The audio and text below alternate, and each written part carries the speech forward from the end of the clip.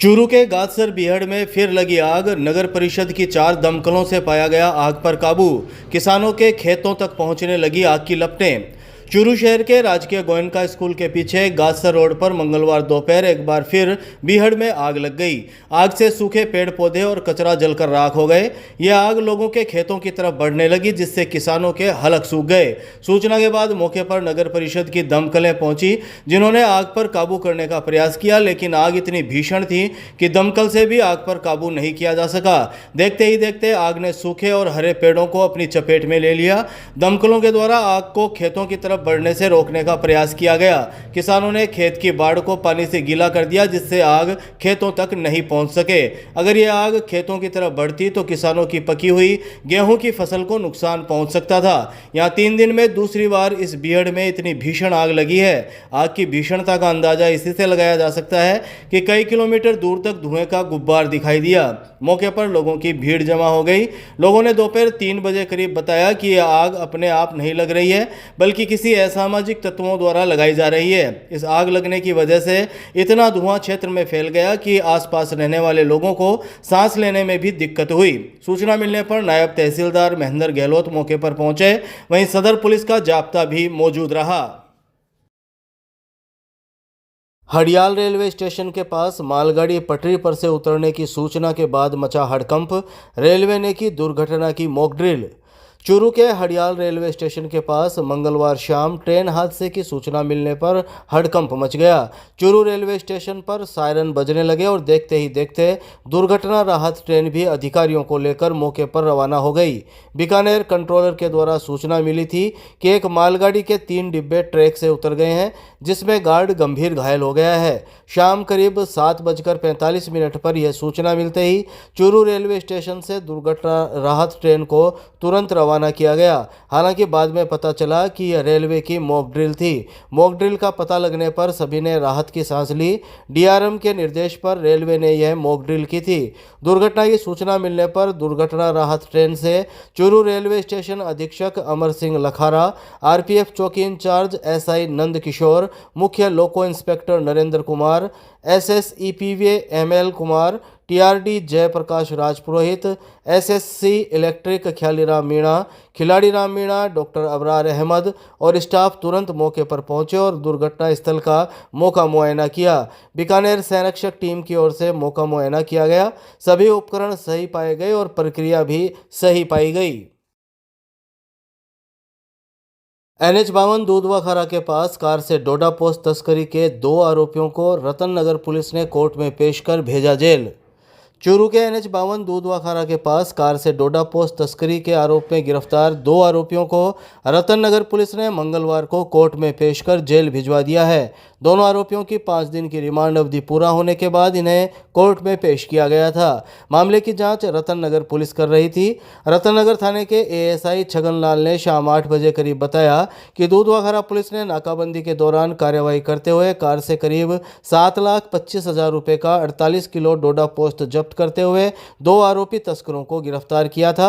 इस मामले की जांच रतन नगर पुलिस को दी गई थी। रतन नगर पुलिस ने आरोपियों से पूछताछ के लिए उन्हें 5 दिन के रिमांड पर लिया था। रिमांड अवधि पूरा होने के बाद इन्हें कोर्ट में पेश कर जेल भेज दिया गया है। उन्होंने बताया कि एसपी जय यादव के निर्देश पर जिले में अवैध मादक पदार्थों की धर पकड़ हेतु विशेष अभियान चलाया जा रहा है। इस अभियान के तहत दूधवाखारा पुलिस ने डीएसटी के सहयोग से यह कार्रवाई की थी। उन्होंने बताया कि दूधवाखारा के पास नाकाबंदी के दौरान एक हरियाणा नंबर की कार को रुकवाकर तलाशी ली गई, तो उसमें हरियाणा के 25 वर्षीय पुनित बिश्नोई के कब्जे से 48 किलोग्राम डोडा पोस्त मिला, जिसे कार सहित जब्त कर लिया गया था। पुलिस ने इस कार को एस्कॉर्ट करने वाली दूसरी हरियाणा नंबर की कार को भी जब्त कर लिया। इस कार को हरियाणा का 29 वर्षीय संदीप बिश्नोई ड्राइव कर रहा था। पुलिस ने पुनित और संदीप के खिलाफ एनडीपीएस एक्ट की धाराओं में मुकदमा दर्ज किया था। ये डोडा पोस्त नागौर से फतेहाबाद हरियाणा ले जाया जा रहा था। गांव रामसरा में चुनावी रंजिश को लेकर युवक के साथ मारपीट, सदर थाने में मुकदमा दर्ज। चूरू के सदर थाना अंतर्गत गांव रामसरा में चुनावी रंजिश को लेकर एक युवक के साथ मारपीट करने का मामला सामने आया है। युवक की रिपोर्ट पर मंगलवार को सदर थाने में नामजद आरोपियों के खिलाफ मुकदमा दर्ज हुआ है। गांव रामसरा के 26 वर्षीय युवक अजय कुमार मेघवाल ने शाम 4 बजे करीब बताया कि चुनावी रंजिश को लेकर उसके साथ पहले भी मारपीट की गई थी। इससे परेशान होकर वह 2 साल विदेश में भी रहा। अब जब वह वापस आया तो एक बार फिर उसके साथ मारपीट की गई। अजय कुमार ने रिपोर्ट दी कि 24 मार्च 2025 को सुबह करीब 10:30 बजे करीब वह विवाह के कार्ड बांट रहा था। मेघवालों की धर्मशाला के पास स्थित दुकान के पास शिवराम तेतरवाल के घर में कार्ड देकर बाहर आया तो रास्ते में मूलाराम बबेरवाल ने उसको रोककर मारपीट की और जाति सूचक गालियां निकाली। उसके द्वारा शोर मचाने पर सूर्य प्रकाश ने बीच बचाव करके मूलाराम बबेरवाल से उसे छुड़वाया। उसने रिपोर्ट में बताया कि मूलाराम और इनके परिवार के लोग काफी समय से उनसे रंजिश रखते हैं और जान से मारने की धमकियां देते हैं। सदर थाना पुलिस ने बीएनएस और SC/ST एक्ट की धाराओं में मुकदमा दर्ज कर जांच शुरू कर दी है। मेरा नाम अजय कुमार है, मैं रामसरा का रहने वाला हूँ। मेरे साथ मारपीट की मुलाराम सनोफ सुबराम बिरवाल ने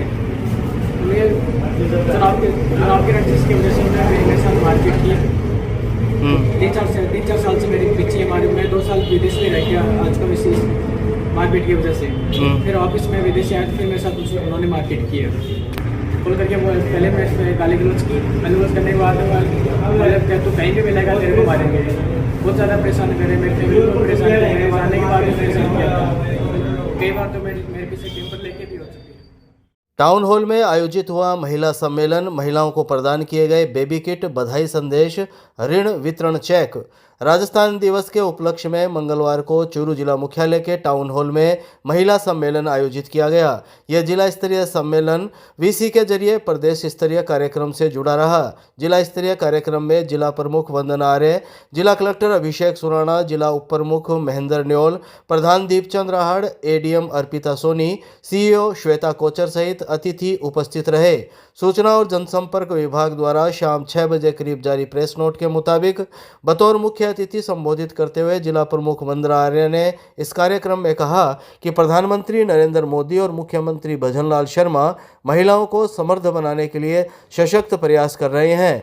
जिला स्तरीय कार्यक्रम में अतिथियों ने लाडो प्रोत्साहन योजना अंतर्गत महिलाओं को बेबी किट, बधाई संदेश और शॉल भेंट किए। घर पर सोलर ऊर्जा अपनाने वाली महिलाओं को इंडक्शन कुकटॉप भेंट किए गए। मार्च माह में राजीविका महिलाओं को 4,85,00,000 रुपए के ऋण वितरण के चेक प्रदान किए गए। इसी क्रम में कालीबाई भील मेधावी छात्रा स्कूटी योजना अंतर्गत छात्राओं को स्कूटी की चाबी सौंपी गई।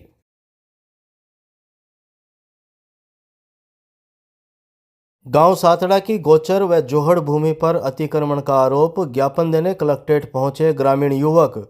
चूरू के गांव सातड़ा के ग्रामीण युवकों ने गांव की गोचर व जोहड़ भूमि पर भूमाफियाओं द्वारा अतिक्रमण करने का आरोप लगाया है। मंगलवार को ग्रामीण युवकों का एक प्रतिनिधिमंडल चूरू कलेक्ट्रेट पहुंचा और जमीन को अतिक्रमण मुक्त करवाकर कार्यवाही की मांग की। गांव के युवक आसाराम न्योल ने शाम 5 बजे करीब बताया कि उनके गांव सातड़ा में गोचर क्षेत्र के रूप में आरक्षित जोहड़ों पर भूमाफियाओं द्वारा अतिक्रमण करवाया जा रहा है। इस संबंध में जब कभी भी प्रशासन से बात की जाती है तो उनकी शिकायतों को अनसुना कर दिया जाता है। जब संबंधित पटवारी से इन खसरा बाबत रिकॉर्ड निरीक्षण का निवेदन किया गया तो इसका रिकॉर्ड भी नहीं दिखाया गया। भूमाफियाओं और कर्मचारियों की साठगांठ से गांव की जोहड़, पायतन और गोचर भूमि पर अतिक्रमण किया जा रहा है।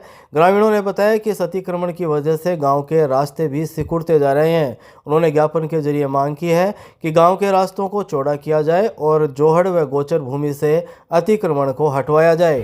हाँ जी सर, जो सातरा ग्राम में जो ग्रामीण गोचर जोड़े है ना, जोड़े और पायतन, उनमें क्या है भूमाफियों अतिक्रमण कर रखा है।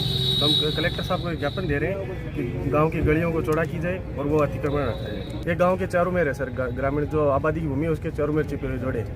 सर गांव के लोग पर्सनली तो हम किसी को बोल नहीं सकते।